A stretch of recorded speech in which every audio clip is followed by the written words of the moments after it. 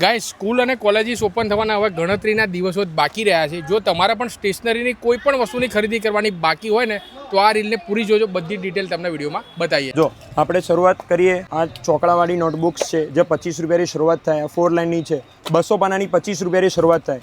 Sketch pen ખાલી 25 રૂપિયામાં, oil pastel ખાલી 40 રૂપિયામાં, પેન્સિલ કલર 25 રૂપિયામાં, વેક્સ ક્રેયોન્સ છે 50 રૂપિયાની શરૂઆત થાય છે.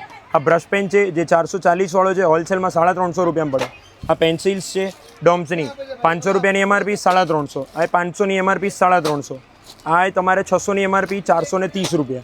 આ બધા કંપાસ છે એ પણ અલગ અલગ રેન્જના છે. એમઆરપીથી ડાયરેક્ટ તમારે 50% અડધા ભાવમાં મળશે ડાયરેક્ટ સીધું. આ ઇરેઝર્સ છે આપણા, એ તમારે 80 રૂપિયાના 100 આવશે. આ 65 રૂપિયાના બોક્સ પડશે તમારે. આ પણ તમારે 45 રૂપિયાનું બોક્સ આવશે.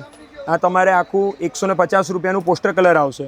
પૂઠાના રોલ શરૂઆત થાય છે ખાલી 50 રૂપિયાથી, અલગ અલગ રેન્જમાં આવે, અલગ અલગ આવે છે.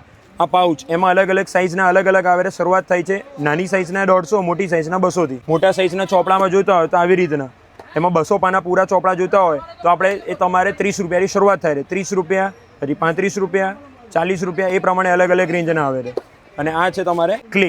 તો સર આ સિવાય આપણે ત્યાં કેટલી પ્રોડક્ટ આમ દેખાય તો ઘણી બધી પ્રોડક્ટ છે, કેટલી પ્રોડક્ટ હશે આપણા ત્યાં? ચિરાગભાઈ 1000થી વધારે પ્રોડક્ટ્સ છે. 1000 કરતા વધારે બધી પ્રોડક્ટ્સ હોલસેલમાંય મળશે અને રિટેલમાંય મળશે. અને કોઈને માની લો કે વિડીયો અમદાવાદ બહારથી જોઈ રહ્યા હોય ને કદાચ ઘરે બેઠા જોઈતી હોય તો એની ફેસિલિટી મળશે?